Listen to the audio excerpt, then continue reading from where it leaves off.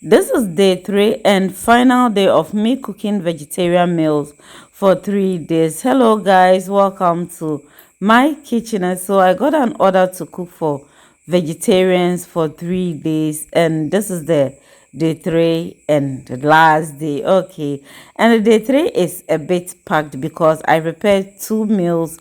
One is lunch and one is supper. And what I'm doing now is working on the lunch. That is, I'm going to make jollof rice. And today I want us to talk about how to cook vegetarian meals for it to taste great and also get the nutrients that you need, because cooking vegetarian meals can be very challenging.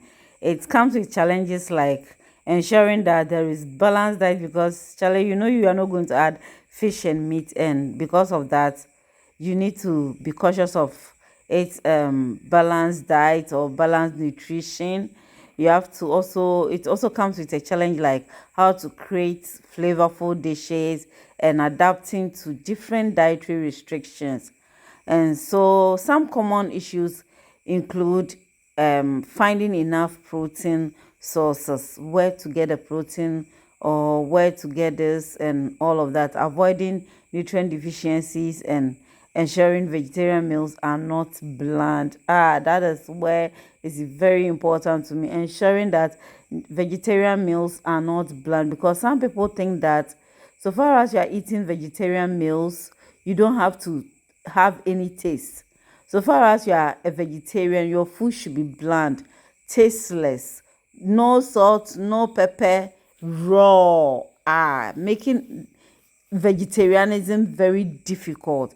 And so, how do we go about it? Now, when it comes to cooking vegetarian meals, bear in mind that it's not just about being healthy or cooking healthy meals, but also tasty and colorful meals. Do you get it? Also, bear in mind that it's just like you cooking your everyday meals, your normal cooking, but this time around you are not adding fish.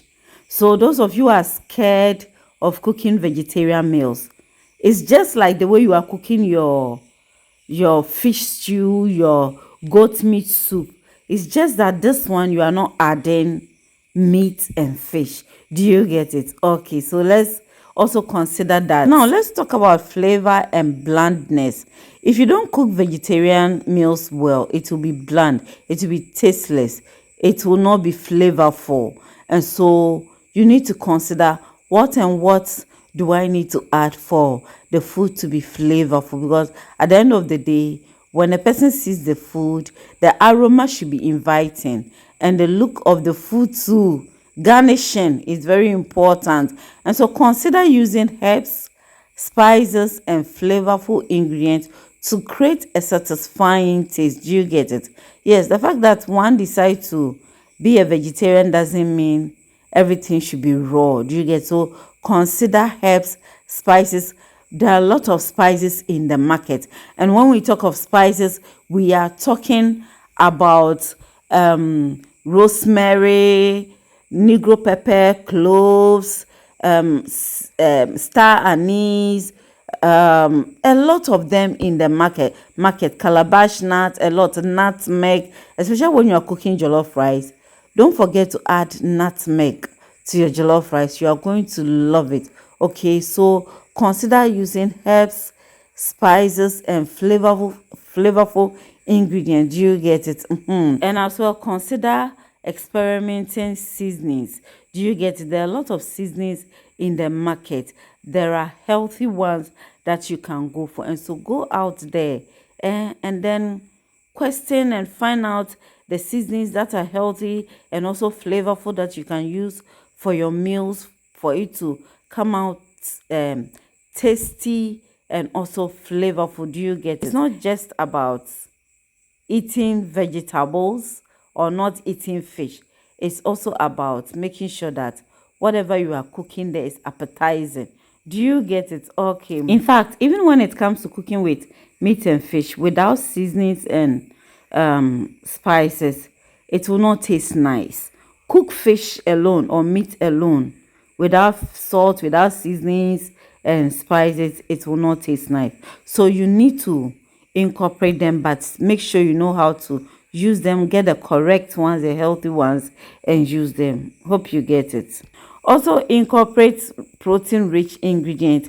Include plenty of protein sources like beans, lentils, tofu, tempeh, nuts, and seeds in your diet. So depending on the kind of meals you are preparing, you can also decide to incorporate nuts and those things to eat, beans and all of that. Do you get it? Also consider stir fries and steaming of vegetables, instead of serving your vegetables raw.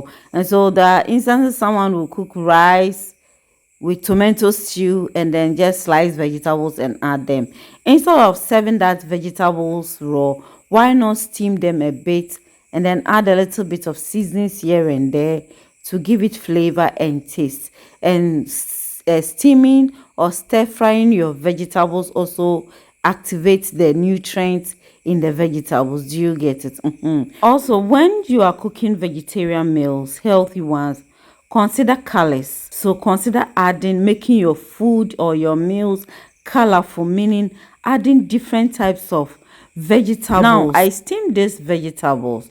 So what you have to do is, when you steam your vegetables, don't throw the water away. Okay, make sure you use it in your meals. Okay, so I'm going to make salad, but instead of slicing the vegetables and then using it for the salad like the usual way we make our salads, I decided to steam it a little, not too much. You don't cook it for it to be tender, just parboil it a little. Added the rest of the ingredients, and I'm adding my dressing to it. Do you get it? And so it's very important you consider colorful colors. Yes, there are a lot of colorful vegetables out there.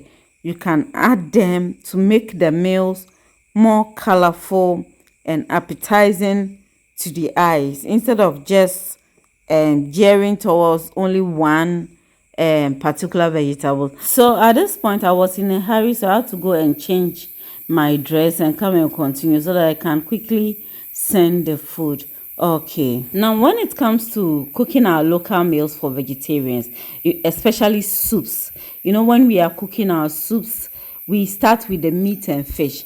But this is whereby this person is a vegetarian, so my jollof rice is ready. And so now let me give you this tip when you are cooking soups for vegetarians. Begin like you are preparing stew.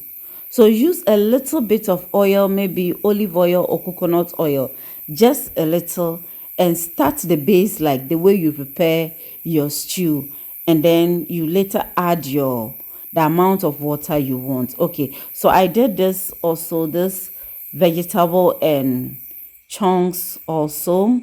I did it like sweet and sour sauce. Yes. Okay, and then I fried some plantains, added some chocolate rolls and drinks. So this is it.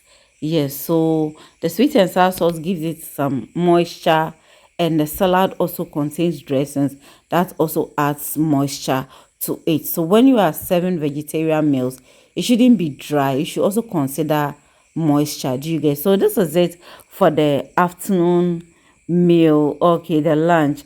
And so I went and quickly came back to prepare the evening meal, that's the supper.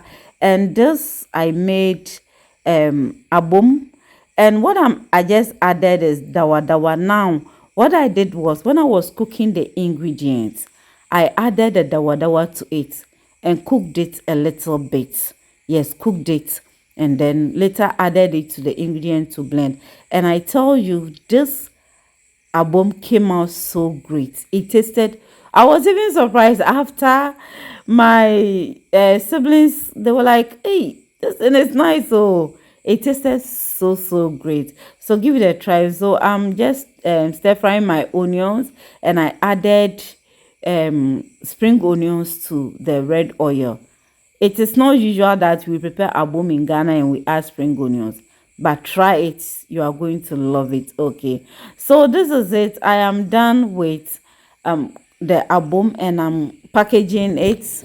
I'm going to package it and then go and serve it. Okay, so added some boiled eggs and avocados also to it. Almighty avocado, yes.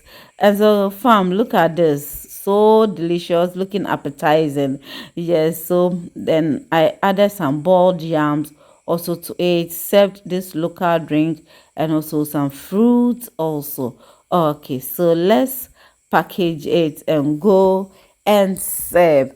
Okay, fam, I know you also have some tips you can share with me when it comes to cooking vegetarian meals. So please leave all those tips in the comment section. Let me learn and others also read and learn. Thanks so much for watching. I'm grateful for your support. Bye bye.